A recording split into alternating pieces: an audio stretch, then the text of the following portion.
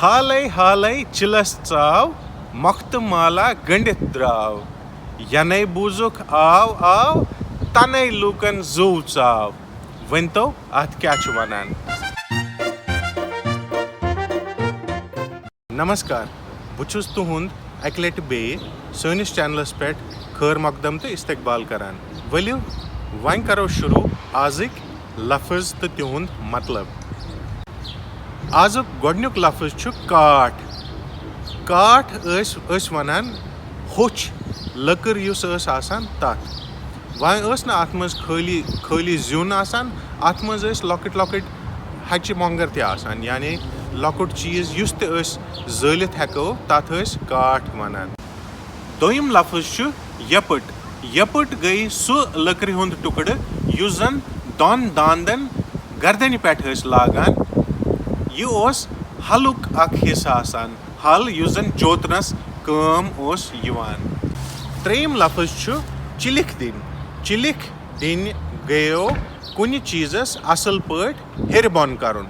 यह लफ्ज अस अमूमन तास गिंदान गिंदान वनान येले नवि लटि आसे पीसुन अस युस पीसन वोल ओस आसान तमिस अस वनान अथा दीजे असल पट चिलिख। चूरिम लफ्ज छु दाह्योल। दाह्योल गौ पैडी या बेत कह क्रॉप। क्रॉप यानी फसल। आजुक आखरी लफ्ज छु चिल। चिल गौ षटजी दोह। यम आजिक लफ्ज वलियो वन करो अस कथ आजचन प्रथन हंस। गोडनिच प्रथ छु आसमान वसान योर वसान, ओर वसान आसान आसान, योर गछान तरसान ह्यू। आसमान वसान योर वसान, ओर वसान आसान आसान, योर गछान तरसान ह्यू। वनतो यह कथ छु वनान। यह गौ शीन। युथै ते शीन ओस पेवान सारी अस आसान फोलिमित, क्याजकि खोश अस आसान सफेद शीन वुचित। युथै ते शीन ओस पिघलान अत ओस बासान कि जन नब ते छु वदान तो जमीन ते छु वदान, क्याजकि पिघलमुत शीन ओस ओशा ह्यू बासान। बर दित खर नचान। बर दित खर नचान। वनतो यह क्या गौ। यह गौ ग्रट। पथ कालस मज ओस ग्रट आसान अकिस कमरस मज या बड़िस कुठिस मज, तो सु यम विज चलावान अस तम विज आसे सु दरवाजा बंद करान, तो इसलिए अस वनान बर दित ग्रट, बर दित खर नचान। त्रेयम प्रथ चीजा छुम अकि अस काठ खेवान दोय अस नार त्रावान। चीजा छुम अकि अस काठ खेवान दोय अस नार त्रावान। वनतो यह क्या छु। यह गौ दान।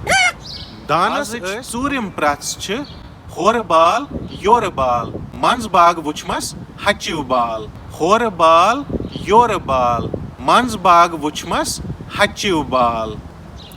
वनतो यह क्या छु। यह गई यपट।